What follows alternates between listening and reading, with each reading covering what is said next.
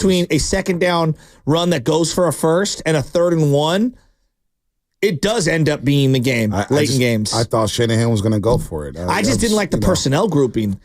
I just thought it was the way he ran that 3rd down play. I was under the assumption that he was going to go for it on 4th down, but it is what it is. We got Dave Flemming here on the River Islands Guest Line. All gas out 95.7 game appear on the River Islands Guest Line. Is it a time for you to discover the islands, River Islands in Lathrop? A good place to live, no doubt about that. Dave Flemming, of course, one of the many great voices of the San Francisco Giants, also college football, college basketball. We'll get to Provo, Utah, because, boy, we're wrong about Kansas State in our assessment there. They got waxed in Provo. But right now, the Giants on the diamond are doing all the waxing. I mean, where does it come from? They get eliminated. They win 2 or 3 in Baltimore. They sweep the Royals, smoke the Royals over the weekend. Now they're smashing the ball all over Phoenix, Arizona.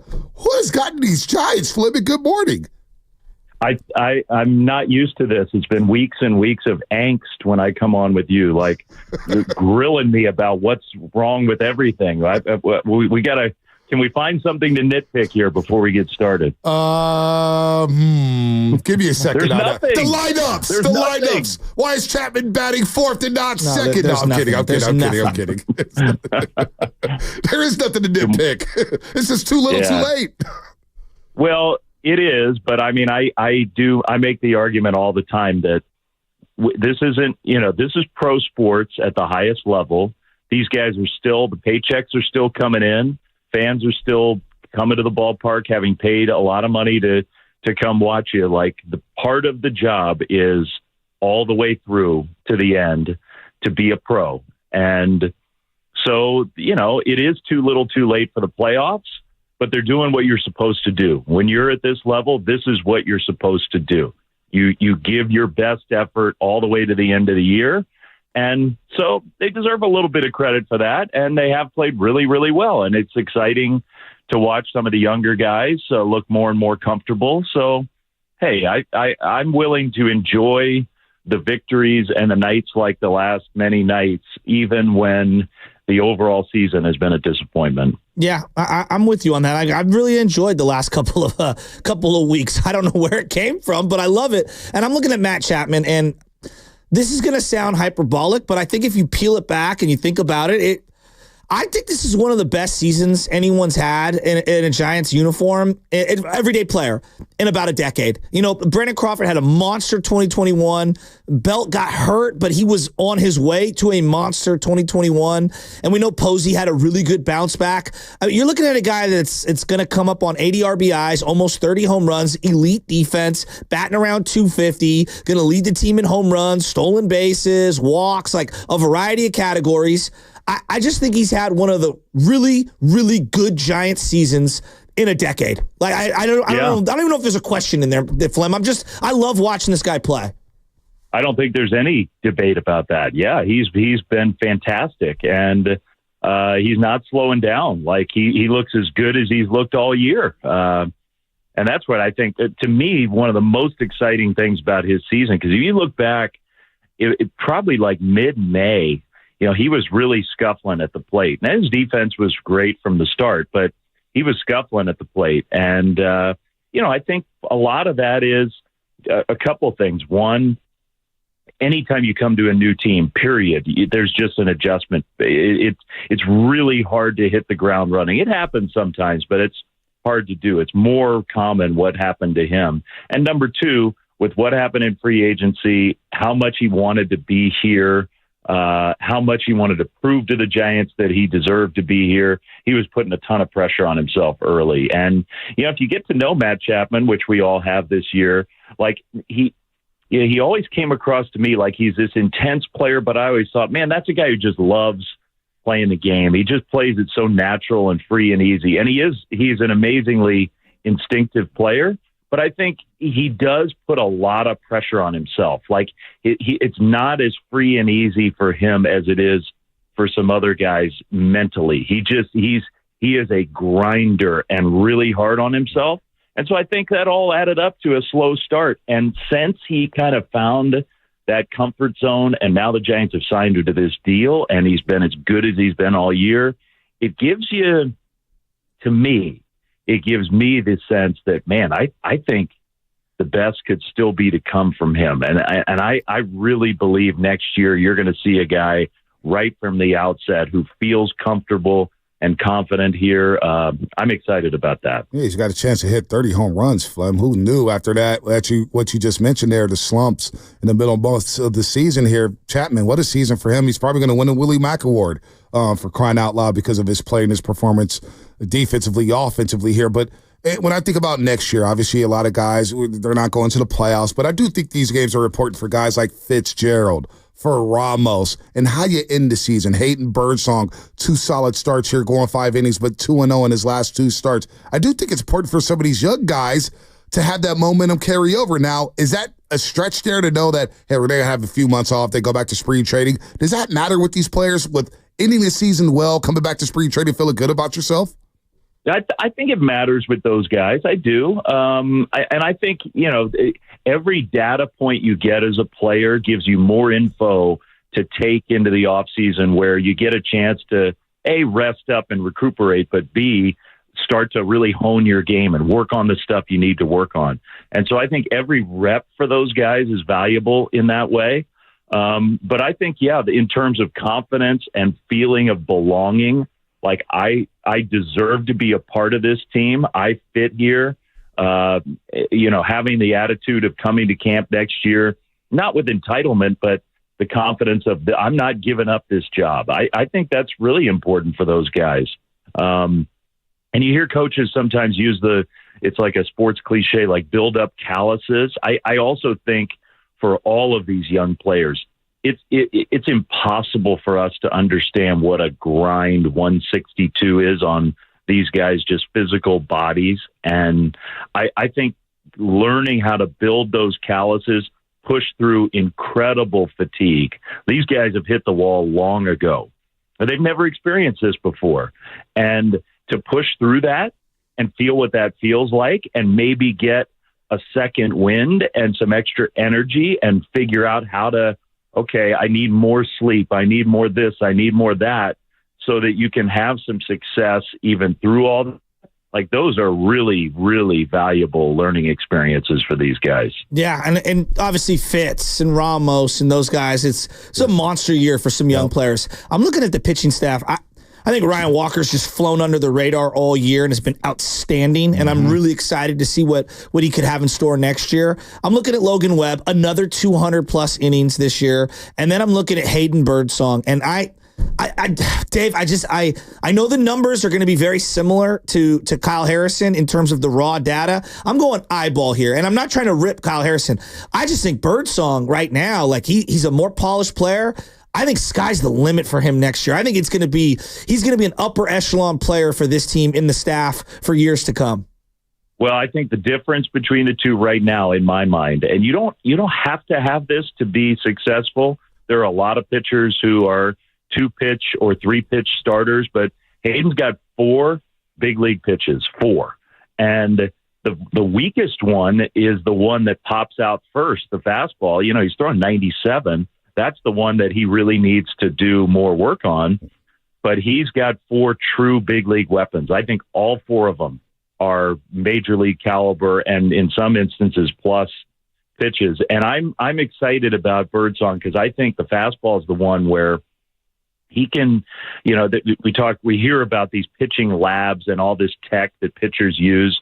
Like, the Giants need to grind this out. They need whoever their best, pitching, and whether it's Brian Price leading the way or maybe somebody on the minor league side who just is really good at refining and finding the right, you hear this term shape. Like, Hayden's got to find the right fastball to complement the rest of his repertoire and develop some consistency with that.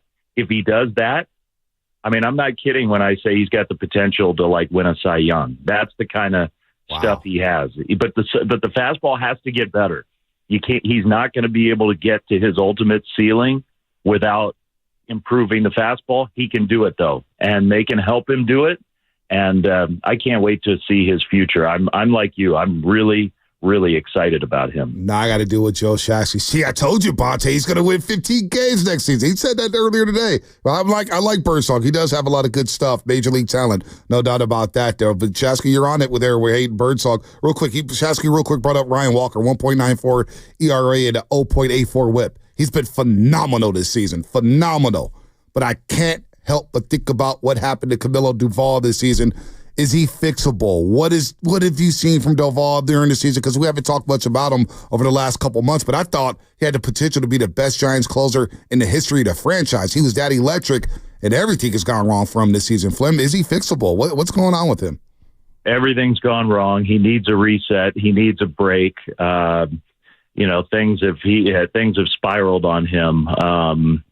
Yeah, he's definitely fixable. I guess I want to make one point about Camilo, because it's easy to focus on the stuff that has frustrated me and has frustrated a lot of people watching him. Like, he's got to pay better attention to the details. And, whether that's holding runners on, covering first base, no pitch clock violations, warming up in a different way, being ready to go from pitch one, all that stuff. It drives you crazy watching this guy. Like, he's got so much ability, and those things are so controllable. All the other stuff is so hard. Sometimes it's the easy stuff for him that's the hardest. And I get that frustration, and I feel it myself. However, the point I want to make is the stuff has gone backwards this year, and that's what has to get fixed. Like, all those issues are on the periphery, and those issues, frankly, were there when he was dominating, and he worked around it because his stuff was so good. His stuff has not been that good this year. The cutter's not cutting. The slider is not consistently sliding. He doesn't use the sinker very much. The movement profiles of his pitches is way different than it has been in the past. And that is on the Giants and him together. That is on them to help him fix that, because he's not hurt. This is not an injury thing. This is a mechanics and grip and pitch model issue, and they have to get this figured out. He's too good and too valuable not to do it. Now, maybe it's ultimately up to the player, and if the player's not listening to you and helping, implement what you're suggesting, then I guess that's a different issue. But the Giants have to take some ownership on this with him. As many great positive developments as there been this year with some of the young guys, he's a guy they have to get fixed. Yeah, I would agree. He had a nice there was a pause in the game actually the other day, and an error made, and he still got out of the inning, and I was like, wow, it's good to see him be resilient there, because he hasn't shown a lot of resiliency this year.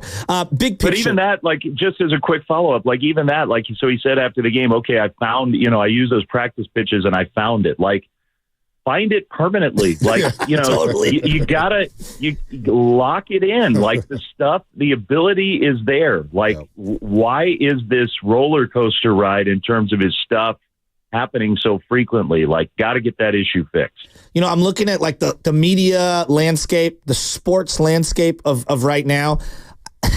It's been a bad year, and I'll get to what I want to ask you in a second, but like, the Warriors are in a weird spot. The Niners obviously are juggernauts, but they're in a difficult spot. Yep. The Giants have a chance here. They have a chance here. I think they can do some shaking up this offseason and be real compelling and real popular real quick. They've got a nucleus. Fitz looks like a player. Ramos looks like a player. It's good to see Bailey hit a home run last night. I feel like they've got some pitching. They got some guys in the minors.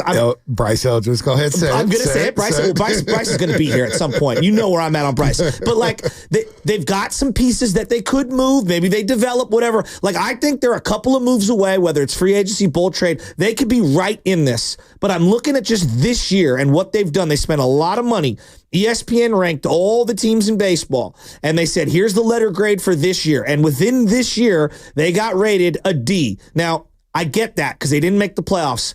Am I crazy to think that they're not that far off, though? I know the ultimate goal of making the playoffs leaves us all frustrated and pissed. So, like, where do you go from here, Dave, I guess is the question. I don't think this year's D. I don't. It's been a D for disappointment, because it has been. Because when you load up like they did and have expectations like they did and don't get to the playoffs, and really, frankly, for the last month of the year weren't really in the playoff race, that is a disappointment.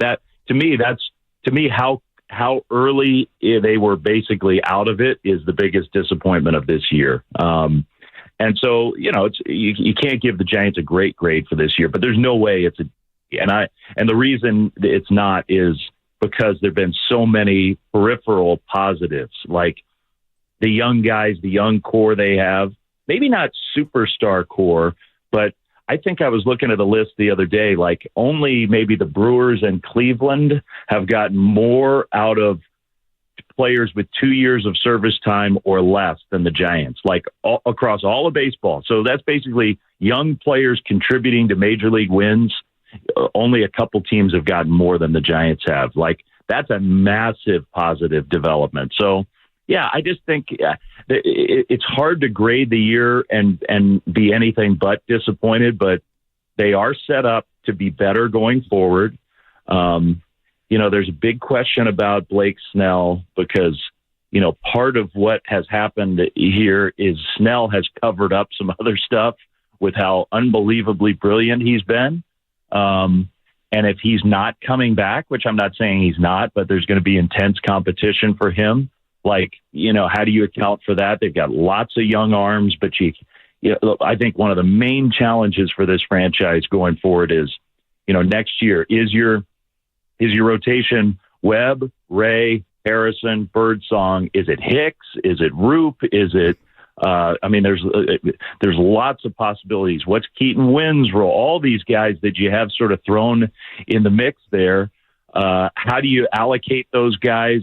Because I think for me, one of the lessons of this year has been too much uncertainty early in the year, too big of a reliance on like, okay, we're going to figure it out on the fly. We're going to let things play out early, and then you dig yourself a hole and nobody's really got their roles pinned down and you're playing catch up the whole year. And so I think it's an awkward position to be in where you have a lot of these young players that you really like, but you're trying to figure out how do we put those players in a position to be really successful from day one. That will be a challenge going into next year. Dave Flemming here on the River Islands guest line. Giants trying to make it. They're hot on this road trip, man. Beating up on the Arizona Diamondbacks 2-3 in Baltimore. Of course, sweeping the Kansas City Royals. But obviously the big $1 million question is a lot of fans. And I can't recall a president of baseball operations or any GM in this market, whether it's the Warriors, Niners, or Giants, has had a Q rating as low as Farhan Zaidi.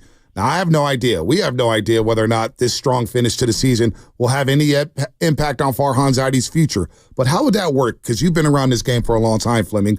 Does an organization make their decision if they know they want to move off of a guy? When do they typically make that decision? Is it a snap judgment right after the season? Do they think about it beginning in September where it's like, oh, we're not really in a race when they get eliminated? How does that process work? Because I have a hard time imagining that if the Giants did want to move on with Farhan or move forward with Farhan, I don't think that decision has been made based off of this current road trip for him. I sure hope not. Yeah. You can't, you have to think about this way in advance, because I think for all teams, like, this is just a generality. When the off season begins, you have to have a plan in place. Like, the decision has to have been made by now, because you got to act fast, because there's so much to do if you bring a new person in any sport, in terms of planning and roster shaping, getting to know an organization. So that decision would have to have been made already, I would think. And look, that's not me saying one way or the other, right, what I think should or shouldn't happen. But I think if you haven't made up your mind by now, you're not doing it right. Where are you going to be this weekend, Flem? Back in the great state of Utah. I'll be at Rice Eccles Stadium for the Utes and the Arizona Wildcats. That's late night slot. So Utah's playing some good football. Play some good football out there in Utah, Salt Lake City. By the way, Kansas State didn't look good. Didn't look good out there, Provo. Well, it was one of the weirdest games I've ever seen. I mean, Kansas State was totally dominating the game, and then in the span of 2 minutes, they were getting dominated. Like, I can't really remember a faster turnaround in a game, and it snowballed on them. And give those fans credit, man. That was a cool scene. It's funny, like, these late night college football games, everybody complains about the late night, and but they're so cool, and for the fans, now the Pac-12 fans in the old days would bitch about every week we're in the late night slot and we don't get to tailgate in the afternoon, and I get some of that, but the scene is pretty cool when you get a stadium like we had on Saturday night, and we'll probably get it again this Saturday. Yeah, we love Pac-12 after dark. I love the late night college games. Well, the one I'm going to next week. Are you going to that? I'm gonna go. Are you going? Miami Cal? Miami Cal 7:30. We're gonna get a babysitter. We're going. Are you gonna be doing that game, Dave? I don't know yet. I hope so. I mean, that's been our slot, but sometimes people at ESPN get greedy over teams like Miami, so it's possible we get sent somewhere else. But and we've already had Cal twice, our crew, so I do think there is a tendency to let's not make Flemming the Cal guy. But I hope so. I'm rooting for us to have that game. I know Lubbock's got his tickets. He attended the University of Miami. I can't believe Shasky's going. I haven't got my permission slip signed yet, but I have a feeling I'll be out there at Berkeley for that one too. I love Tightwad Hill on a Saturday night. It's so much fun. And it's the Hurricanes coming to the West Coast. I can't believe that Cal lost that game to Florida State. Like they are the better team. They should have won that game. If they'd won that game, maybe College Game Day comes out. But all that said, the new era of college football, one loss doesn't sink you. And if they beat Miami, which they are definitely capable of doing, they are capable of beating Miami. It would all be in front of Cal. How about that? Baby. I'm not going to be mad at my Florida State Seminoles for bucking up and stealing one against Cal, but that's typical Cal, Flem. They always lose the ones you don't expect them to lose. That's been their history. I can't comment on that. I can't. I'm going to get in trouble. I know. I'm not going to set you up. Andy, you're right. It drives them crazy that I'm on these games. Tell Roxy to chill out. Yeah, but by the way, tell Roxy Bernstein to chill. I know you guys got to move on, but there's a true story about years ago. I did the first Pac-12 network telecast was Cal and Nevada, and Cal lost the game. There was a disaster loss for Tedford and Cal. And wasn't that on a Friday night? That was on a Friday night, right? It was a Saturday. Okay. It was a Saturday afternoon, morning time game. And so Cal has this amazingly terrible loss. It was the first game at the renovated Memorial Stadium. And so the chaos for the program, and the quarterback was suspended and whatnot. And I got a phone call from Sandy Barber, who was the athletic director at the time, complaining to me that I had some red in my necktie. And you got to be kidding. And I was intentionally antagonizing their fans by wearing a tie that had some red in it. Oh my God. And I hung up the phone thinking that seriously, that's what people are spending their time worrying about, with $500 million of stadium debt and a quarterback who didn't show up on time and got suspended, and you lose to Nevada without Colin Kaepernick, and they're worried about my tie. So I'm keeping my mouth shut on all issues in case Sandy is listening somewhere. She might have a complaint about the tone of my voice or something. Oh, man, that's too good. That's too good. It's not surprising. Flip, we'll talk to you next week. Soon, we'll buddy. preview the baseball playoffs and put a bow on this Giant season. Let's do it.